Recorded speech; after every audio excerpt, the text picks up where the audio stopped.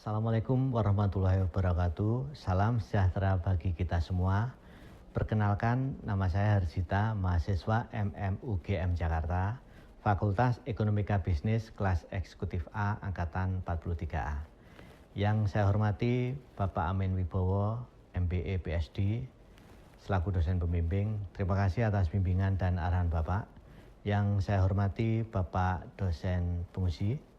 Izinkan saya untuk mempresentasikan tesis yang berjudul Analisis Strategi Outsourcing pada Proyek LRT di PT Adikarya Persero Tbk. Ini adalah agenda presentasi saya. Tesis ini dilatar belakangi oleh lahirnya Perpres nomor 98 tahun 2015 dan perubahannya tentang percepatan penyelenggaraan kereta api ringan LRT terintegrasi di wilayah Jabodebek. Perpres ini menjadi dasar pemerintah untuk memberikan penugasan kepada Adikarya dalam melaksanakan proyek LRT Jabodebek dengan bentuk kontrak EPC Design and Build. Sesuai dengan Undang-Undang Jasa Konstruksi nomor 18 tahun 99 dan Undang-Undang Jasa Konstruksi nomor 2 tahun 2017, jenis proyek konstruksi, desain and build, dan EPC adalah proyek yang paling kompleks, di mana kontraktor harus memiliki persyaratan kualifikasi yang sangat tinggi terkait dengan risiko dan keberhasilan dalam menjalankan proyek tersebut. Perpres penugasan kepada ADI dalam perjalanannya mengalami 2 kali perubahan. Perubahan tersebut menyangkut aspek teknis, lingkup pekerjaan, sumber pendanaan, dan organisasi. Secara organisasi terdapat 2 entitas utama, yaitu 1. Penyedia sarana atau kereta, dalam hal ini ditugaskan kepada PT Kereta Api. Lalu yang kedua adalah penyedia prasarana, yaitu pekerjaan sipil, trackwork, stasiun, depo, dan relief system. Dalam hal ini ditugaskan kepada Adikarya. Bagi Adikarya, pekerjaan sipil, trackwork, stasiun, dan depo adalah pekerjaan yang sudah biasa. Namun, untuk pekerjaan relief system merupakan pekerjaan jenis baru. Pengalaman ADI lebih dominan pada proyek-proyek konstruksi gedung dan infra, kemudian proyek fabrikasi, konstruksi EPC industri, EPC power plant, dan EPC oil and gas. Sumber daya dan kapabilitasnya tidak disiapkan secara khusus untuk menangani pekerjaan railway system. Satu-satunya kekuatan yang dimiliki ADI dalam hal ini adalah kemampuan project management. Karena pengalaman dan sumber daya ADI yang belum pernah mengelola pekerjaan railway system, dengan kemampuan project management yang dimilikinya, ADI melakukan strategi outsourcing pada pekerjaan tersebut. Pertanyaan penelitian ini ada 2. Yang pertama, apakah faktor-faktor yang mempengaruhi keputusan perusahaan dalam melakukan strategi outsourcing pada pekerjaan railway system proyek LRT Jabodebek? Lalu yang kedua, apakah strategi outsourcing tersebut memberikan keuntungan atau tidak bagi perusahaan? Adapun landasan teori yang digunakan dalam penelitian ini adalah cost advantage atau keunggulan biaya. Menurut Thomson tahun 2018 ada 2 cara yang bisa digunakan untuk mencapai keunggulan biaya. Yang pertama, melakukan kegiatan rantai nilai yang lebih hemat daripada kegiatan di pesaingnya. Yang kedua, memperbaiki sistem rantai nilai keseluruhan untuk menghilangkan atau memotong beberapa kegiatan dalam upaya menekan biaya. Upaya perbaikan ini bisa ditempuh dengan 3 cara. Yang pertama, menjual langsung kepada konsumen. Yang kedua, merampingkan operasi. Yang ketiga, mengurangi biaya penanganan material dan pengirimannya. Berikutnya adalah framework make or buy yang diberikan oleh Besanko 2013. Framework ini menjelaskan tentang make or buy decision, di mana terdapat beberapa hal yang harus dipertimbangkan sebelum melakukan pengambilan keputusan tentang apakah suatu aktivitas itu dikerjakan secara in-house ataukah dikerjakan oleh pihak lain atau outsourcing.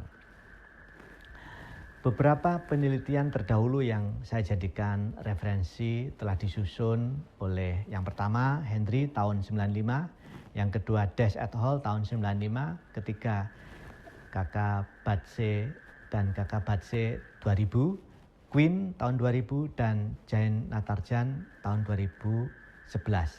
Kelima penelitian ini menguraikan tentang manfaat dari outsourcing terhadap suatu aktivitas yang sebelumnya dilakukan secara internal. Penelitian berikutnya dilakukan oleh Premus dan Sanders tahun 2003 yang menyimpulkan bahwa kegiatan inti maupun kegiatan non-inti perusahaan merupakan kegiatan yang memungkinkan untuk di-outsourcingkan jika terdapat pemasok dari eksternal. Berikut ini adalah metode penelitian. Desain penelitian ini menggunakan metode deskriptif kualitatif dengan menggunakan dua sumber data, yaitu data primer yang diperoleh dari wawancara kepada 6 pejabat di Adikarya. Lalu yang kedua, data sekunder yang bersumber dari dokumen perusahaan, website resmi perusahaan, situs pemerintahan terkait, dan artikel dari media online. Adapun instrumen penelitiannya menggunakan daftar penelitian khusus. Selanjutnya, analis data dilakukan melalui tahapan data reduksi, penyajian data, dan pembuatan kesimpulan. Hasil penelitian ini adalah sebagai berikut. Dari analisis data yang sudah dilakukan, faktor-faktor yang mempengaruhi strategi outsourcing di Adhikara adalah yang pertama, ketersediaan subkontraktor di market. Ada dua konfigurasi yang bisa dilakukan dalam strategi outsourcing, yaitu outsourcing pekerjaan secara terintegrasi. Lalu yang kedua adalah outsourcing pekerjaan menggunakan paket-paket spesialis, di mana dalam hal ini dibagi menjadi 6 paket pekerjaan yang bisa dikerjakan oleh subkontraktor spesialis. Saat itu terdapat 24 kontraktor yang sudah terdaftar dalam vendor approval list di Adhikarya. Faktor yang kedua adalah pencapaian skala ekonomis. Karena Adhikarya memilih konfigurasi subkontraktor paket spesialis dan diketahui jumlah subkontraktor yang terdapat dalam vendor approval list cukup banyak untuk setiap paketnya, maka persaingan antar mereka sudah pasti bisa menjamin tingkat pencapaian skala ekonomis jika dibandingkan dengan apabila pekerjaan tersebut dilakukan secara internal. Lalu faktor yang ketiga adalah faktor kemampuan eksekusi. Berdasarkan data tahun 2010 sampai 2014, sebagai perusahaan yang core bisnisnya di bidang konstruksi sipil, ADI belum pernah memiliki pengalaman melaksanakan pekerjaan railway system. Oleh karena itu, manajemen belum meyakini tingkat kemampuan eksekusi internalnya. Karena itu dipilih subkontraktor paket spesialis yang diyakini memiliki kemampuan eksekusi lebih baik dibanding dengan dilakukan secara internal. Faktor yang keempat adalah hubungan aset spesifik, di mana Adhikarya tidak memiliki aset spesifik yang dominan pada pekerjaan railway system, kecuali berupa sumber daya manusia, yang itu pun sangat terbatas kompetensinya, yaitu di bidang power supply system di Departemen EPC, yang kemudian ditugasi untuk melaksanakan pekerjaan power supply system. Faktor yang kelima adalah permasalahan koordinasi yang signifikan. Pengalaman ADI dalam menangani multi subkontraktor sudah cukup banyak, karena itu pada saat proses tender telah dilakukan koordinasi interface terhadap ruang lingkup pekerjaan secara lengkap dan terintegrasi, yang merupakan proses yang paling penting dan kritis dalam setiap strategi outsourcing. Faktor yang keenam adalah tidak adanya permasalahan kebocoran informasi yang signifikan. Berbeda dengan produk industri manufaktur yang umumnya memiliki paten, dalam dunia jasa konstruksi, hal tersebut tidak dominan, namun tetap perlu diatur klausul tentang pengungkapan kerahasiaan. Di dalam kontrak telah dituangkan hal-hal yang terkait dengan aspek menjaga kerahasiaan. Faktor yang ketujuh adalah tingkat kemudahan dalam pembuatan dokumen kontrak. Karena dokumen tender sudah disiapkan secara sistematis menggunakan referensi yang valid dan berlaku di internasional, pada jenis-jenis kontrak EPC. Ada referensi yang biasa digunakan dalam kontrak EPC, yaitu dokumen-dokumen dari FIDIC, Asian Development Bank, dan juga dokumen dari pemerintah yang terkait, yang kemudian disaring, dijadikan draft kontrak. Dan semuanya itu telah di-share kepada para subkontraktor kita sehingga mereka tidak mengalami kesulitan untuk mempelajari dan menyepakati apa-apa yang ada di dalam dokumen kontrak. Faktor yang ke-8 adalah tidak diperlukannya sharing kepemilikan. Dari semua narasumber yang kita wawancarai, diperoleh sebuah kesimpulan bahwa pekerjaan tersebut belum merupakan bagian yang dominan di dalam portofolio perusahaan. Kemudian yang kedua, masih memungkinkan untuk mengontrol pekerjaan secara langsung dengan konsep subkontraktor. Kemudian yang ketiga, belum terjadi peningkatan potensi market yang signifikan dan memiliki hubungan dekat dengan core bisnis adikarya. Lalu yang keempat, belum mengenal risiko pekerjaan tersebut, sehingga saat ini yang terpenting adalah bagaimana menyelesaikan pekerjaan dan mengalihkan risiko kepada subkontraktor. Apakah strategi outsourcing menguntungkan atau tidak bagi ADI? Dari sisi cash flow, peneliti menganalisis grafik cash flow gap, yaitu perbedaan presentasi pengakuan progres pembayaran subkon dibanding dengan eksternal. Dari 6 grafik cash flow gap, terdapat 4 grafik yang menunjukkan bahwa bobot pembayaran kepada subkon selalu berada di bawah bobot pembayaran yang diterima oleh ADI. Kemudian terdapat 1 grafik yang menunjukkan bahwa bobot pembayaran kepada subkon selalu sama dengan bobot yang diterima oleh ADI. Dan hanya ada 1 grafik yang pada awal pelaksanaannya ADI harus mengeluarkan cash terlebih dahulu, tetapi kemudian terjadi kondisi sebaliknya. Artinya pengendalian agar terjadi positif cash flow lebih mudah untuk dilakukan dengan menggunakan metode outsourcing ini.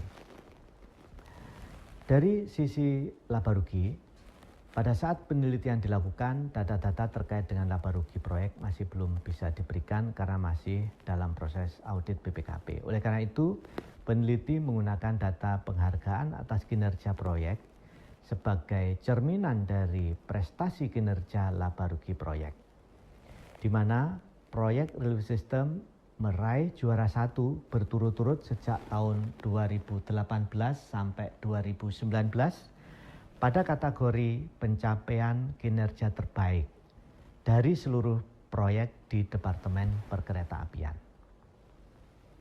Kemudian dari sisi teknis, peneliti memperoleh data atas ketidaksesuaian teknis, yaitu Non-Conformance Statement atau NCS, di mana jumlah NCS pada pekerjaan Railway System adalah paling sedikit jika dibanding dengan pekerjaan yang lain. Kemudian dari sisi jaminan performance system, perlu diketahui bahwa kontrak EPC adalah kontrak yang performance based. Karena itu, ADI mensyaratkan agar subkontraktor dapat menerbitkan performance garanti yang di-backup dengan performance bond. Dokumen ini secara legal dapat memberikan kepastian performa terhadap seluruh sistem, terhadap pelaksanaan pekerjaan tersebut. Hal ini tidak bisa didapatkan apabila ADI melakukan seluruh pekerjaan tersebut secara in-house. Adapun kesimpulan dalam penelitian ini adalah faktor-faktor yang mempengaruhi keputusan perusahaan dalam melakukan strategi outsourcing pada pekerjaan Railway System proyek LRT Jabodebek adalah 1. Ketersediaan subkontraktor di market. Yang kedua, pencapaian skala ekonomis. Yang ketiga, kemampuan eksekusi proyek. Yang keempat, tidak adanya hubungan aset yang spesifik. Yang kelima, tidak adanya permasalahan koordinasi yang signifikan. Yang keenam, tidak adanya permasalahan kebocoran informasi yang signifikan. Yang ketujuh, tingkat kemudahan dalam pembuatan dokumen kontrak. Yang kedelapan, tidak diperlukannya sharing kepemilikan untuk mengurangi permasalahan kontrak.